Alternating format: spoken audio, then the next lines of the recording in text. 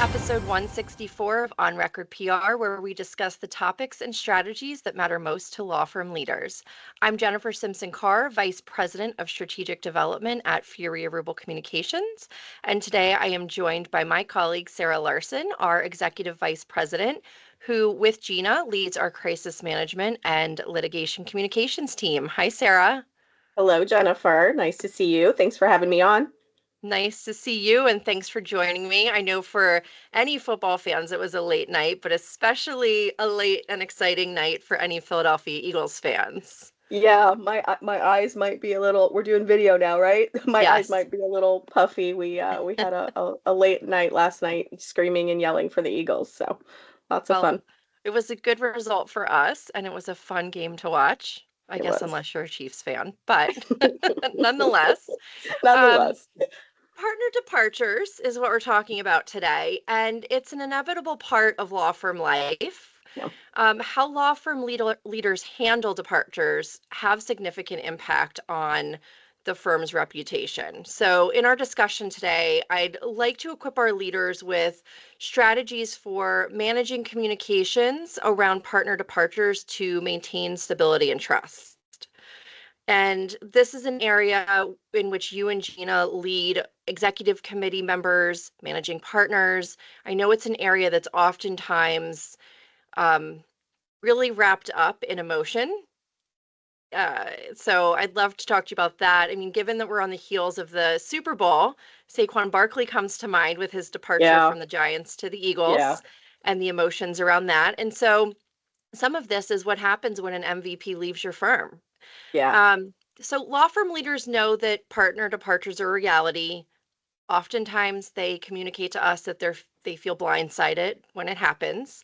What are the first steps law firm leaders should take internally once they're notified that a partner is leaving? Yeah, this is one of the most common reasons that that firms will come to us for, what they consider kind of crisis communications, like immediate, really high stakes communications. And look, it's just a fact of life in law firms. People come and go, but it's really important how you talk about it. It really sets the tone for your firm.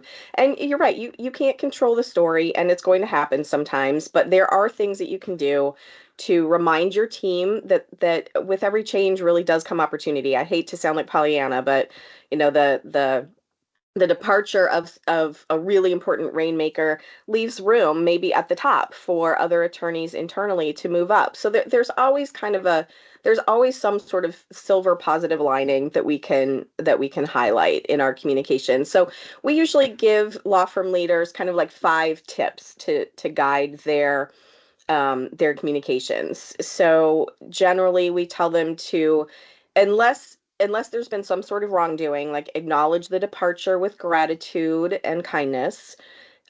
Be transparent, but professional, and remain positive as much as you can.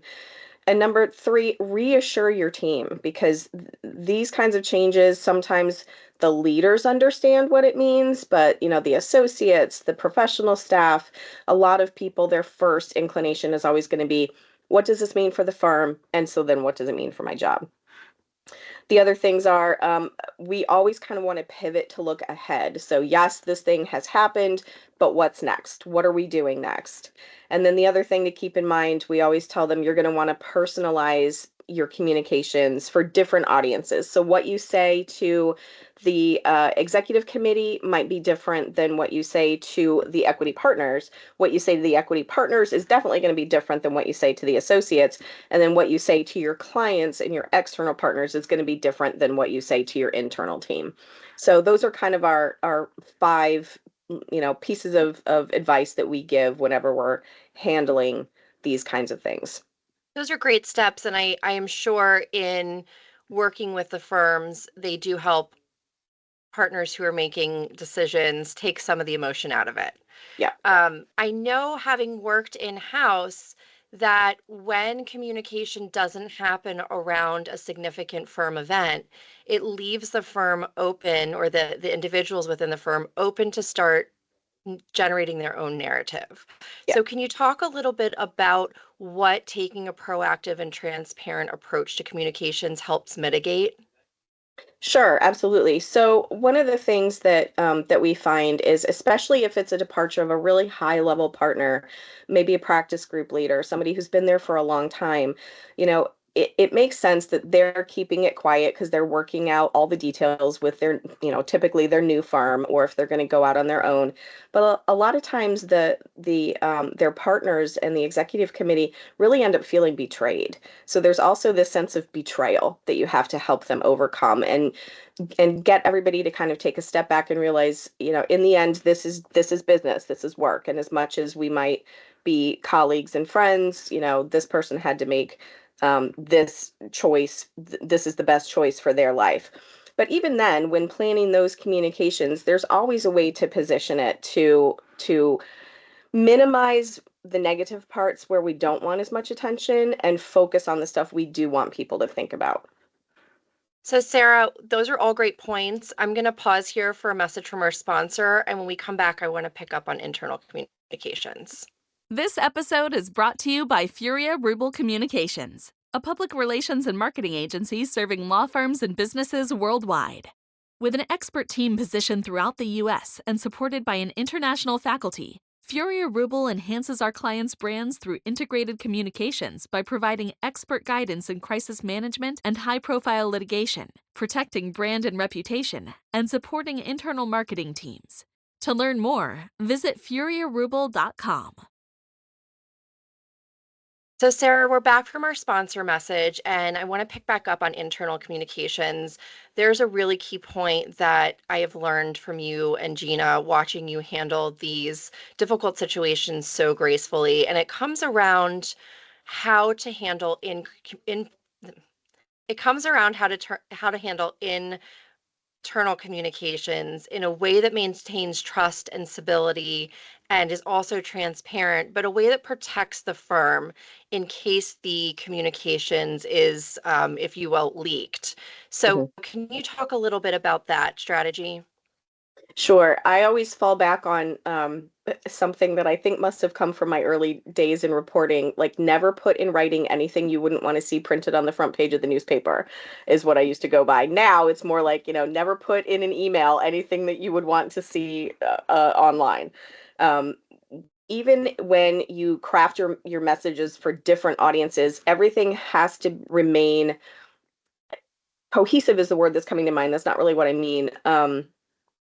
You have to be telling the truth and the whole picture to both audiences. Both your messages have to be consistent. So if you say one thing in one message, whatever you say in the other message can't detract from that. Does that make sense? Am I explaining Absolutely. that right? Yeah. Yes. Yeah. So and we assume that whatever we say internally is going to get out. It's going to be leaked. There's a lot of different ways that we can control leaks. You can put there's all kinds of tech tools you can put on emails to track forwarding and all that kind of thing. But in the end, like people can also just take the information in their heads and call somebody up and say, "Hey, I heard XYZ." So we just move ahead believing that it's going to be shared at some point.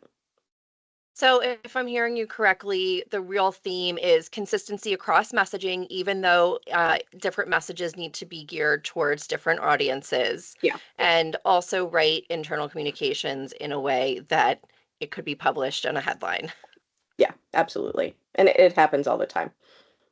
So, speaking of headlines, we have seen major partner departures make headlines, and then we've seen other major partner departures handled with much grace and very smoothly and amicably. What are some of the most common pitfalls that our listeners can avoid when they're handling partner departures to mitigate to the best of their ability being that frontline story? So typically what will happen, as long as there's no overarching reason for the departure itself to get out immediately, what will normally happen is the new firm that the attorney is going to will make an announcement that, so and so attorney has just joined from their previous firm. And so the legal writers at the legal publications who who kind of publish all those kind of roundups, sometimes features too, depending on how high profile it is, will always call the firm and say, why did this person leave?